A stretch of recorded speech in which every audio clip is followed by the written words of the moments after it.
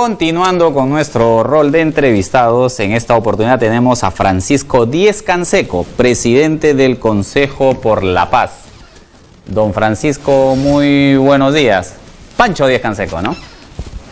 ¿Cómo estás? Sí, además, no olvides, presidente de Perú Nación. Ciertamente eso comentaba acá en producción, pero como tenía el sticker que decía presidente del Consejo por la Paz, evidentemente Perú Nación va a volverse a inscribir, don Francisco. Por supuesto, pese al fraude que nos hizo el impresentable Salas Arenas y a la mafia que lamentablemente pulula al interior del sistema electoral peruano, vamos a reinscribirnos. Muy bien, muy bien. Bueno, el número de firmas es 25.000, entiendo de que eso pudieran ustedes lograrlo muy fácilmente, ¿no? Ya tenemos las firmas y tenemos los comités. Estamos esperando el momento oportuno para entrar y yo quiero estar bien seguro de que las cosas se van a manejar correctamente. Porque la vez pasada nos quitó la inscripción Salas Arenas a través de una maniobra fraudulenta de la cual ya creo que he conversado contigo con anterioridad y que, bueno, ha sido refrendada a través de otras actuaciones fraudulentas e ilegales que ha venido cometiendo con total impunidad durante todos estos meses. Muy bien, don Francisco. Le auguramos el mejor de los éxitos. Sabemos que usted es un hombre de tenacidad en sus convicciones, así que pronto tendremos Perú Nación de cara al 2026. En el entendido, si es que no hay elecciones antes, ¿cómo va nuestra situación actual? Coméntenos, ¿qué le parece el día a día que vivimos? Ha dado una entrevista el presidente hace una hora, de repente la vio. Coméntenos la actualidad, ¿cómo la tiene? No he visto la reciente entrevista de Castillo, pero está bien claro que todos los días aparece un sinónimo de vergüenza asociado al régimen que infortunadamente para todos los peruanos sigue presidiendo. Yo creo que no llega al 2026, porque si llega al 2026 va a entregar un país absolutamente destruido y eso no lo podemos permitir los demás. Vamos a nuestra patria. Vaya. ¿Algún planteamiento de solución intermedio?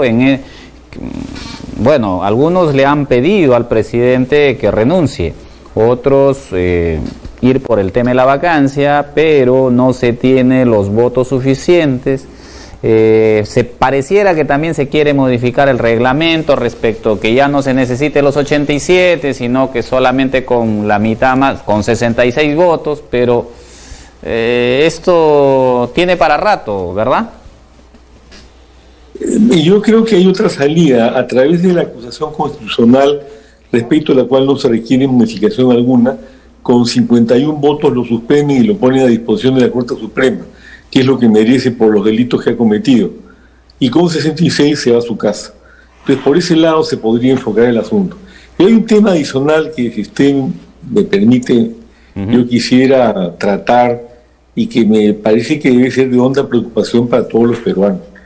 Es la crisis alimentaria que ya comenzó a golpear a los más pobres, a esos que Castillo, que se llenan los bolsillos, como entienden todos los peruanos, dice defender, y respecto a la cual no se está haciendo absolutamente nada.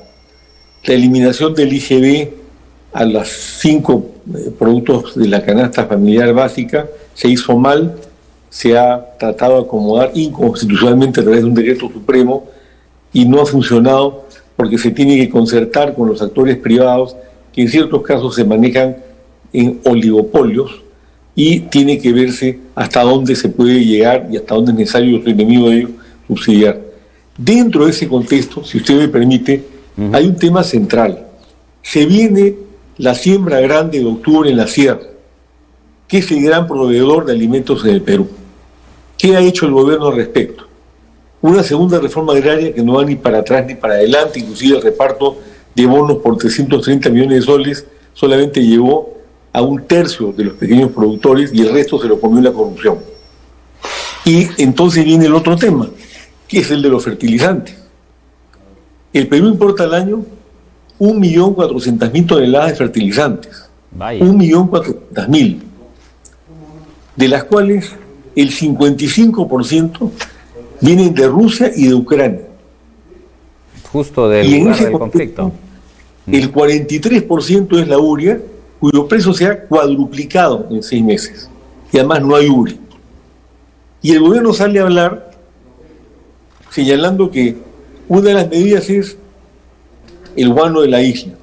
Perú produce 20 a 25 mil toneladas anuales de guano de la isla y el Perú consume 50.000 toneladas mensuales solamente de urea y 120.000 de fertilizantes importados. Es una tomadura de pelo, porque luego el ministro dice que se va a incrementar la producción de guano de la isla de 20.000 o 25.000 a 104.000 toneladas anuales. ¿Qué van a hacer con las aves guaneras? ¿Les van a poner una inyección para que les dé diarrea? ¿Les van a cambiar el hábito alimenticio para que produzcan más excremento? ¿Qué están planteando? ¿A quién le quieren tomar el pelo?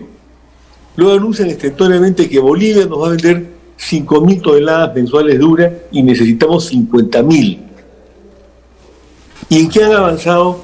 En negociaciones con otros países que tienen producciones fuertes, y tenemos que buscar alternativas, porque si no, imagine usted lo que va a ocurrir.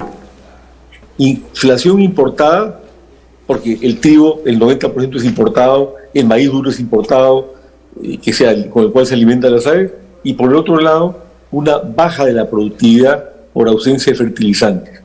Esa es la situación existente, mientras este personaje se pasea hablando, en fin, de qué habla, él no sabe ni de lo que habla, le escriben los discursos y no sabe ni leerlos en el extranjero, y el país se va cayendo. Hay que tomar medidas inmediatas. Esas medidas se pueden tomar y deberían tomarlas. Pero claro, si pone primero como ministro de Desarrollo Agrario a un sujeto con 29 denuncias penales que no sabe dónde está parado, y no sé qué antecedentes tendrá el actual, porque ya no se sabe, él lo saca de San Juan del Lurigancho, ¿no? San Juan del Lurigancho, del Lurigancho, del penal. Entonces, bueno, eso es lo que tenemos entre manos, ¿no? Dice mucho el equipo, digamos, el filtro previo, ¿no? ¿Qué le pareció su participación del presidente en esta ocasión, en su participación en los Estados Unidos? También por ahí ha tenido ciertos percances. Bueno, es parte de la inexperiencia, como lo comentábamos con nuestra invitada que estuvimos hace un momento, con Karen López. No es parte de la inexperiencia, es parte de la ignorancia. Es falta de inteligencia, deberían medirle el IQ a este personaje. Hay personas que sin mayor preparación rápidamente van adaptándose a los cargos que asumen. El sentido no sé común. si he conversado, pero históricamente, y para mí el más importante presidente de la historia de Perú, que fue el Mariscal Castilla, fue de joven leñador. Él ayudaba a su padre, que era un leñador. No siguió estudios universitarios. Y los gobiernos de Castilla son un ejemplo de lo que se tiene que hacer en el Perú. Entonces, yo conozco además la historia personal de Castilla, porque estuvo casado con una antepasada mía, doña Francisca Díez Canseco, hermana de mi tatarabuelo. Un leñador. Y Castillo se presenta como campesino. Ahí tiene usted un comparativo de lo que es el talento, la cultura, el amor Perú versus lo que es la ignorancia, la incultura y, por supuesto, la corrupción. Castilla murió pobre. A mi tía tatarabuela la tuvo que sostener un hijo extramatrimonial de Castilla, a quien ella había criado como su propio hijo. Interesante, ¿eh? Estas son las diferencias entre las personas y, por supuesto, ya sabemos cuando hay que calificar a Castillo, cómo habrá que calificarlo. Una vez que se le ponga, espero, a disposición de la Corte Suprema y pronto, para que empiece a cantar todo lo que ha hecho en desmedro del Perú y en beneficio de su propio bolsillo.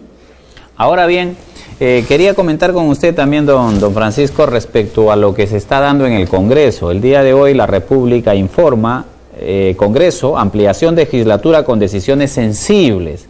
Alerta en el Parlamento, propuesta para establecer bicameralidad del legislativo, plantea cambio a 53 artículos de la Constitución con más atribuciones a este poder del Estado.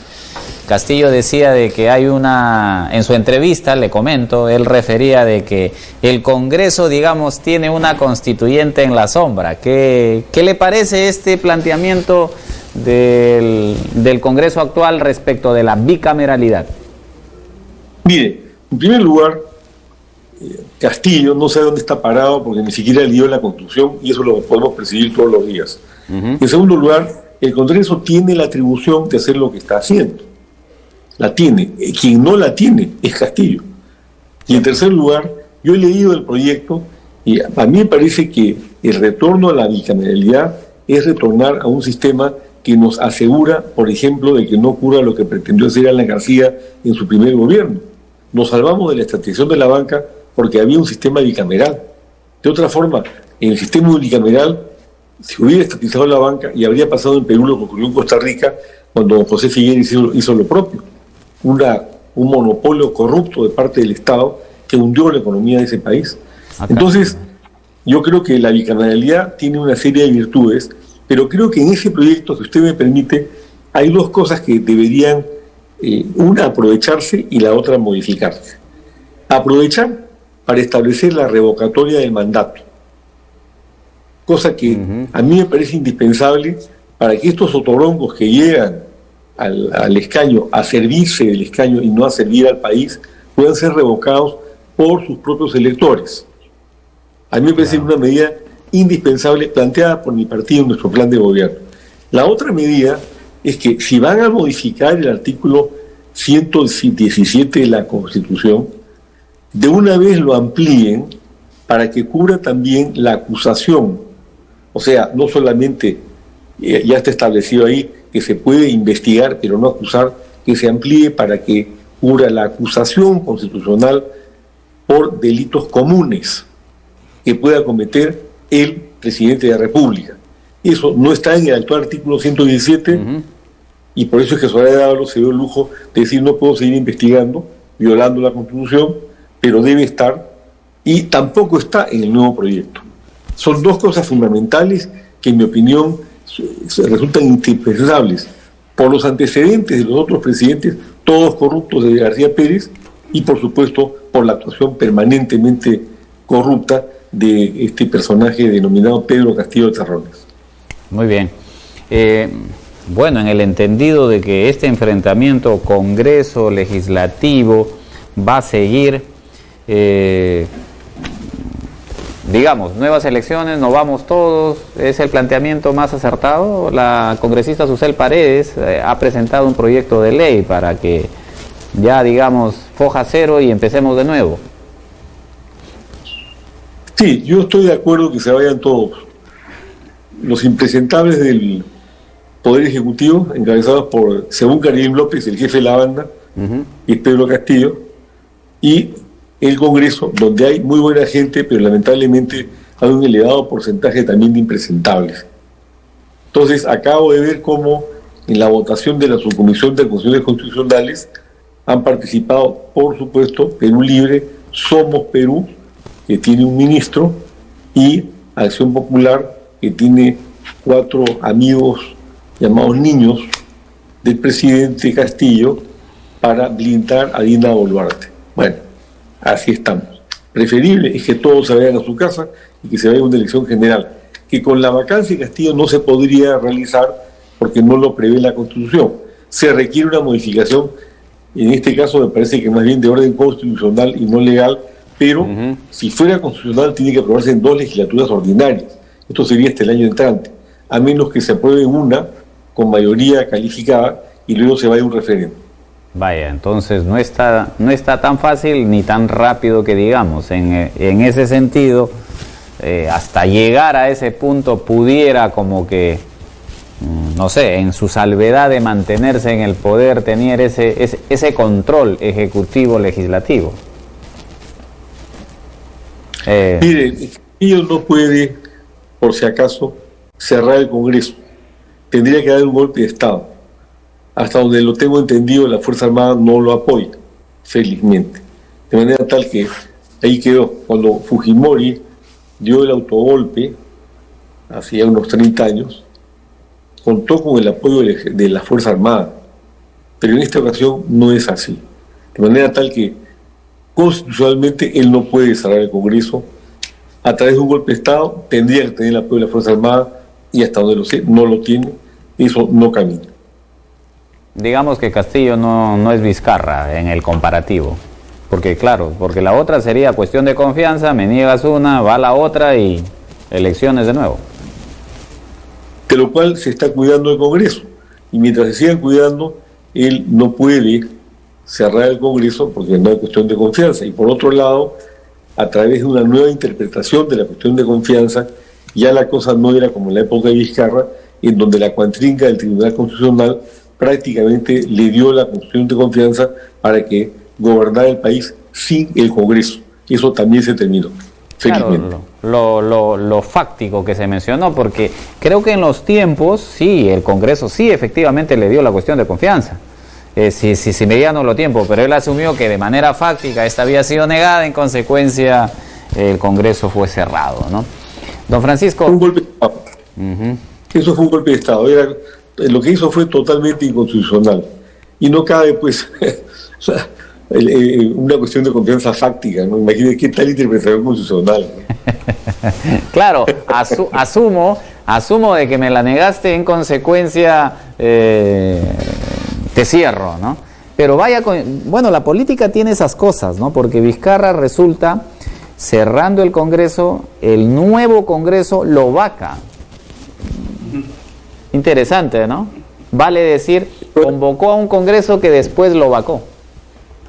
Son esas paradojas del destino, ¿no? Realmente le salió el tiro por la culata.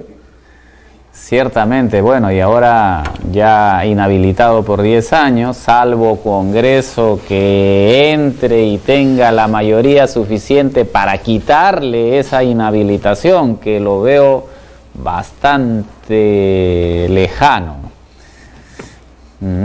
Sí, yo lo veo verde, no creo que se pueda rehabilitar. No hay, por lo menos en el contexto actual, una perspectiva que así lo indique, y él no tiene la fuerza como para decir, bueno, voy a formar mi partido, voy a tomar las calles. Ya se acabó esto. Otro personaje oscuro y efímero que ni siquiera va a pasar a la historia, pero que ha hecho un tremendo daño a nuestro país. ¿Qué opinión le merece bueno, Chile no tiene vicepresidentes? ¿Hace mucho daño el tema del vicepresidente en el entendido de que Vizcarra no fue digamos, no estuvo acorde con el que fuera presidente, pero Pablo Kuczynski se habla mucho de que él tramó esa renuncia o esa vacancia que se venía de PPK, ¿no? Ese silencio que él tuvo en tanto estando de embajador. Bueno, en la primera etapa sí vino, lo apoyó, pero en la segunda ya se tomó sus precauciones y bueno, vimos lo que pasó. ¿Es válido? ¿Cómo lo nota usted? Chile, por ejemplo, no tiene vicepresidente, en consecuencia, se va el presidente, elecciones de nuevo, asume el presidente del Congreso y se convoca elecciones de inmediato. Bueno, Vizcarra en ese momento no tenía ningún peso político personal. Había sido gobernador de Moquegua, levantaron una leyenda de que había hecho un gran trabajo, especialmente en el tema de la educación, después se descubrió que era falso, luego se detectó que era un corrupto, pero en ese momento no tenía ningún peso. Él se ha sentado ahí a esperar que le caiga la presidencia de la República y, por supuesto, habrá conversado con los que estuvieron impulsando la vacancia de Kuczynski. Por otro lado, la vacancia de Kuczynski a mí me parece que era inevitable.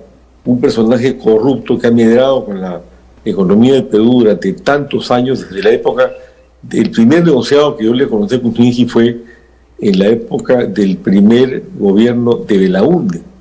Ahí comenzó su actuación. Año 80. Y entonces, en el primer gobierno de Belaúnde, primer gobierno. Primer gobierno. 68. Primer gobierno.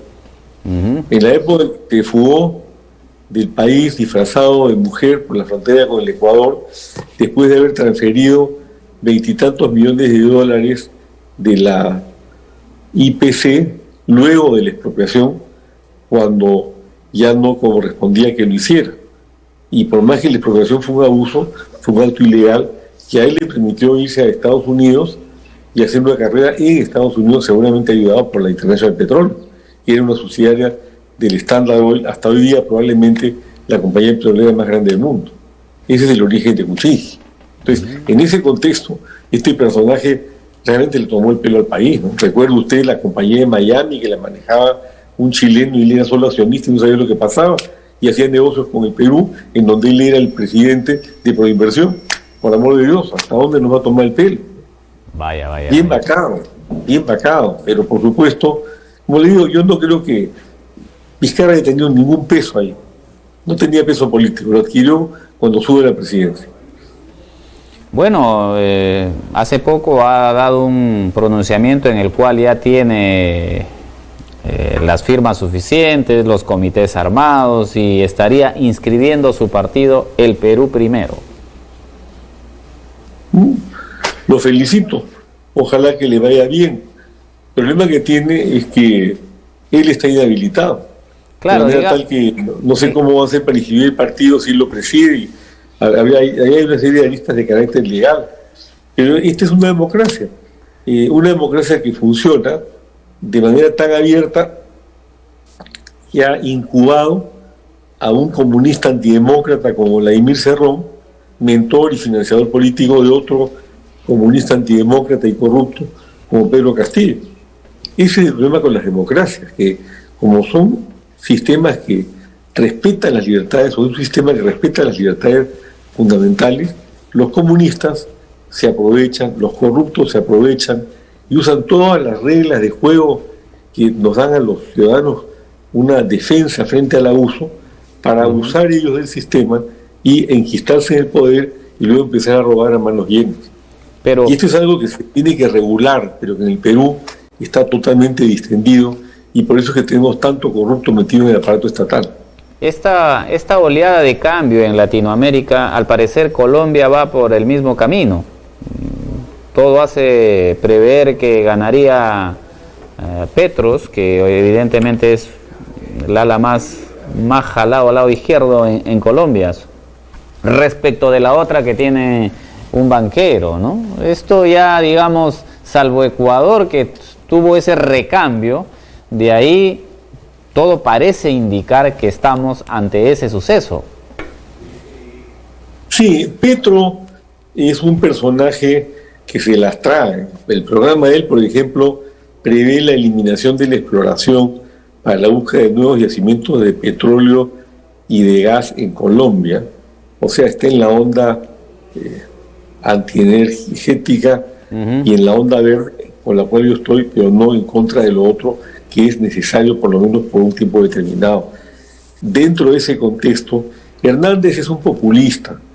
Yo no sé, el programa Hernández, si usted lo lee, es también peligroso, pero lo que esto nos refleja es que en Colombia, como ocurre en el resto de América Latina, hay una crisis del sistema democrático, no porque el sistema sea malo, sino porque los actores teóricamente democráticos o demócratas no han sabido manejar el sistema en beneficio de las grandes mayorías. Ha habido y hay mucha corrupción, hay ineficiencia como la hay en el Perú en el manejo del tema social, de áreas fundamentales como la salud, la educación, la seguridad, la justicia para todos, que no existe en el Perú y que no existe en Colombia y tampoco en Ecuador. Entonces, y lo mismo pasa en Chile. Entonces, ese es el problema. Tenemos que hacer una revolución pacífica, que es lo que planteamos nosotros en Perú Nación, para que cambien los actores, para renovar, poner sangre nueva en la política peruana, para que de una vez por todas estos viejos y corruptos actores que tanto daño le han hecho al país no conduzcan a las masas, al pueblo, a votar por opciones antidemocráticas que son peores que las democráticas y en manos todavía de personajes mucho más corruptos. Lamentablemente eso ha pasado en Perú, eso puede ocurrir con Colombia, y en Colombia se está presentando también una situación difícil, porque así como en el Perú era o Castillo o Keiko Fujimori, algunos pensaban, yo pensé siempre, no me gusta ninguno de los dos, pero por lo menos con Fujimori ya sabemos lo que va a ocurrir, hay que controlarlo y seguirá adelante el sistema democrático. En Colombia pasa lo mismo. Hernández es un populista, que entiendo que ha sido alcalde de Bucaramanga, pero que tiene un programa populista, no ofrece ninguna garantía de estabilidad, no ofrece ninguna garantía de respeto por el Estado de Derecho. Ha dicho además que va a establecer relaciones diplomáticas con Maduro, que ha agredido permanentemente a Colombia y que es un dictador. Vaya. Entonces, es una situación difícil, pero generada por lo que yo le acabo de señalar.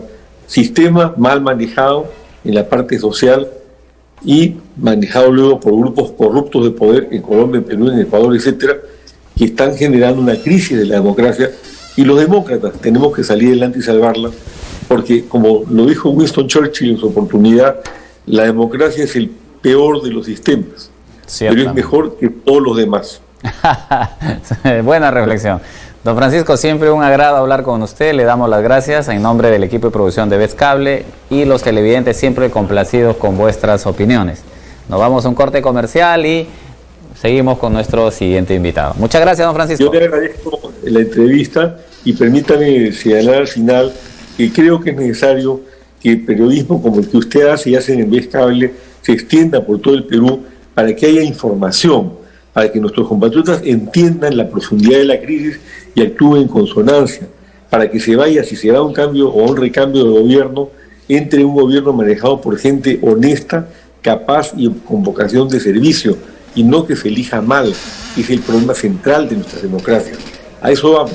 Y reiterarle una vez más, que en mi partido, Perú Nación, que se va a reinscribir, nosotros no nos amarramos con nadie y seguiremos siempre luchando por una democracia con justicia social y sin corrupción. Muchas gracias. Muy bien. Nos vamos a un corte comercial y continuamos con nuestro siguiente invitado.